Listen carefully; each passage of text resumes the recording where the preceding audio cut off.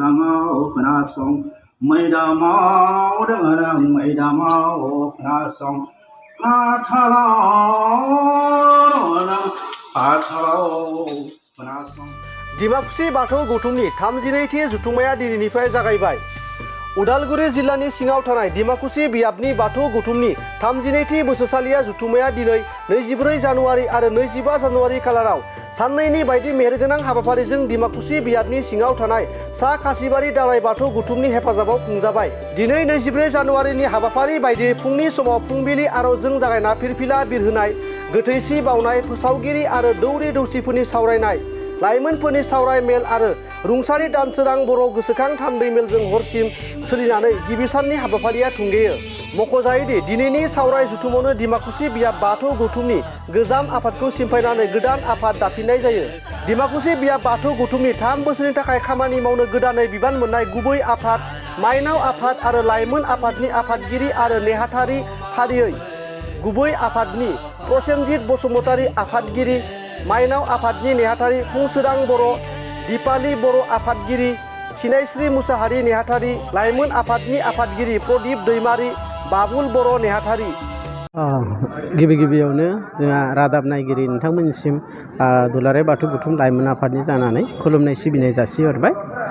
बे समाव जोङो दिमाकुसि बियाब दुलाराय बाथौ गौथुमनि 32थि बोसोरसालिया जुथुमा आरो बे जुथुमाया खासिबारि गामिनि गेवलां फोथाराव जागासिनो दङ दिनैनिफ्राय। दा बे समाव दिमाकुसि बियाब दुलाराय बाथौ गौथुम लाइमोन आफाद दा दिनै बे मेलावनो मोनसे लाइमोनफोरनि सावरायमेल लादों आरो बे सावरायमेलाव आङो गाहाय आलासि महरै बाहागो लानो मोननानै जोबोदैनो गोजोननाय मोन्दों। दिमाकुसि बियाबनि सिङाव थानाय गासै 50 गामिनिफ्राय बेवहाय बाथौ सिबियारि रायजो राजा आरो लाइमोन सेंग्रा सिख्ला बिथांमोना बाहागो लाफैदों। लाइमोन आफादनि खावलायनाय हिसाबै लाइमोननि सेमिनाराव बिथांमोना बाहागो लादों। आङो जोबोद गोजोननाय मोन्दों। आथिखालाव जों नुबाय जेनेबा बाथौआरि लाइमोनानो जा लाइमोन सेंग्रा सिख्लाफ्रानो गोबां माने आवसो जालांदों। दा बिथांमोननि होबथानो थाखाय दुलाराय नैबे बाथौ गौथुम लाइमोन आफादनिफ्राय माबाफोर राहा लादों? थारैनो जोङो लाइमोन आफाद हिसाबै जोङो जोंनि लाइमोनफोरखौ आब्रुथि दानो थाखाय बा जों आखल गियान दानो थाखाय धोरोमारि खान्थिनि गेजेरजों जों नाजाबाय थादों।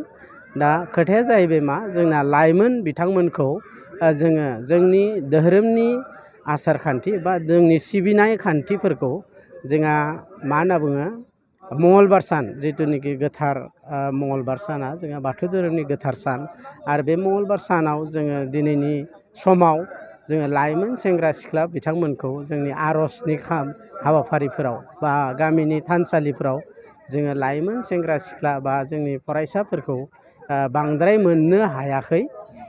बिनि जाहोनाबो दं, गोबां दं। जेरैहाय जोंहा जिहेथु लाइमोन सेंग्रा सिख्लाफोरा स्कुल कलेज थांनो गोनां जायो। दा बे बिथिङाव जोङो लाइमोनफोरखौ फुंबिलिनि समाव मंगलबार सानाव जोङो जिहेथु मोननो हायाखै, गोबां खम जादों।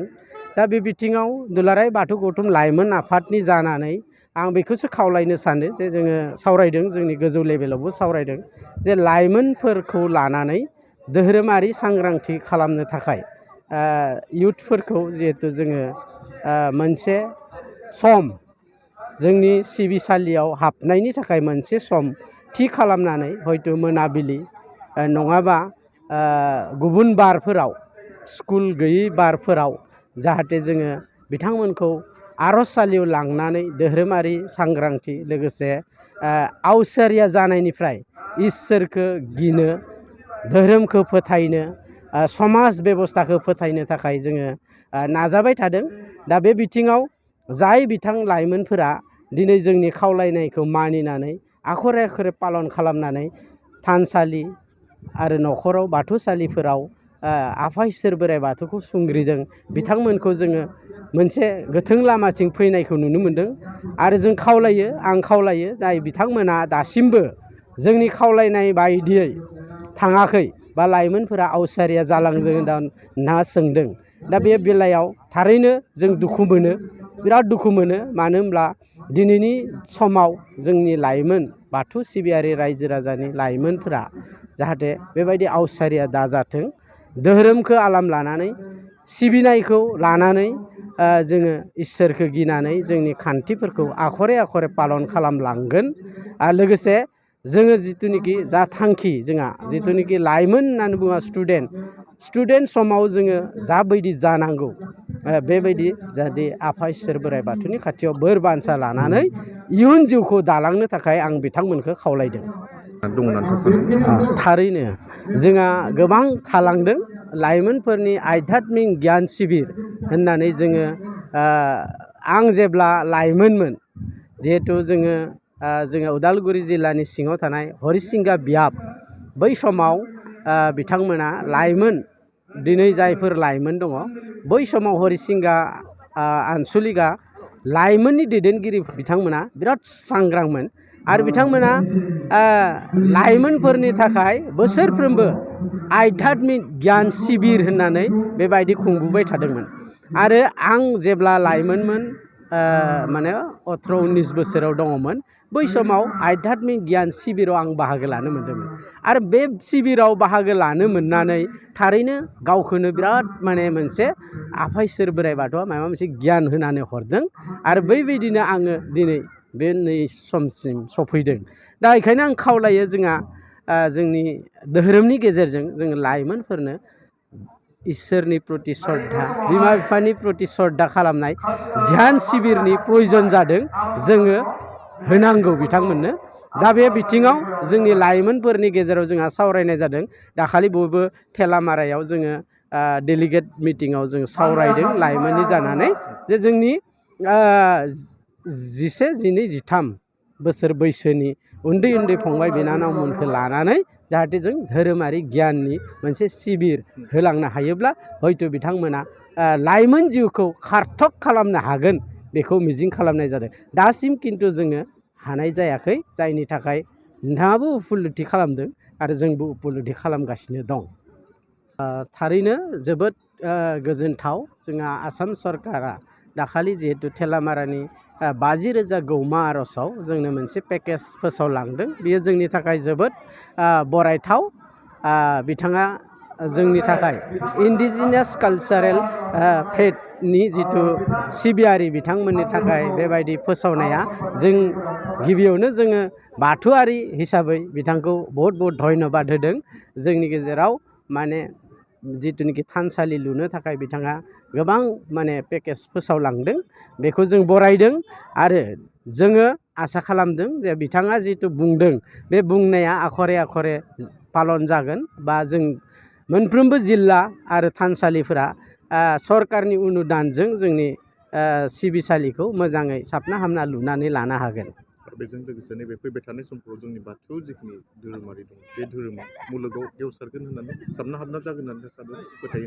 थारैनो जोङो नुदों बा दिनैनि तारिखाव दुलाराय बाथौ गौथुमनि जिथु नाजानाय आरो जोंनि सुबुंफोरनि जिथुनिखि फेथ बाथौनि सायाव गोबाङानो फोथायनाय फैदों आरो जिहेतु मिथिंगायारि सिबिनाय हिसाबै दिनै जों मोनथिनायाव UNO इउनाइटेड नेशन अर्गेनाइजेसनाबो जेनेबा इन्डिजिनियास ट्राइबेल फेथनि जिथुनिखि सिबिनाय खान्थि बे सिबिनाय खान्थिखौ जिथु नेचारेलि मोनसे माबा सिबिनायखौ नुदों आरो बिश्व शान्तिनि मोनसे बेवहाय दं बेखौ सानखांनानै UNOआबो दुलाराय बाथौ गौथुमा जिथु बाथौ सिबिबाय थादों बेखौ गनायनो गोनां जागोन मोनसे समाव। मानो होनब्ला जोंनि धोरोमा दिनैनि धोरोम नङा बियो बुहुम सृष्टि जानाय समनिफ्रायनो फैनाय मोनसे धोरोम बाथौ धोरोम सैथो धोरोम गोथार धोरोम आरो बे धोरोमा बबेबा जोंनि खैसाराव गोदोनानै दङमोन किन्तु दिनैनि समाव मुलुगनि मानसिफोरा मोनथिदों जे बाथौआ माखौ सिबियो। गतिके जोंहा गिनांगौ गैया। ओंखायनो जों सानो आं दैदेनगिरि हिसाबै सानो जे बाथौआ मुलुगनां जागोन सानसे समावब्लाबो। मोनसे गोजोनथाव खौरां थुनलाइ मोजां मोनग्रा रायजो राजाफोरनि थाखाय मोनसे गोजोनथाव खौरां। थांनाय बोसोरफोराव खुंफुंबोनाय बायदिनो बिटिआर सरकारनि दैदेननायाव बे 2024 मायथाइयावबो गोजोन आरो खौसेथिखौ सिगाङाव दोननानै थामथि क'क्राझार थुनलाइयारि फोरबो एबा क'क्राझार लिटारेरि फोरबो खुंफुंनो साखाफारा जादों। 2024 मायथाइनि जानुवारि दाननि 27, 28 आरो 29 जानुवारिसिम सानथामनि मेहेरगोनां हाबाफारिजों गोजोननि नोगोर क'क्राझारनि बड'फा कालचारेल कमप्लेक्सआव थामथि क'क्राझार थुनलाइयारि फोरबोखौ खुंफुंनो साखाफारा जादों।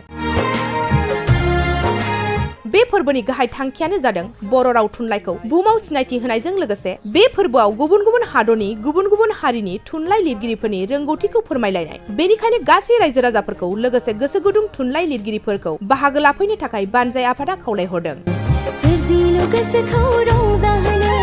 हारिनि राव थुनलाइ जौगाहोनो गायसननो हारि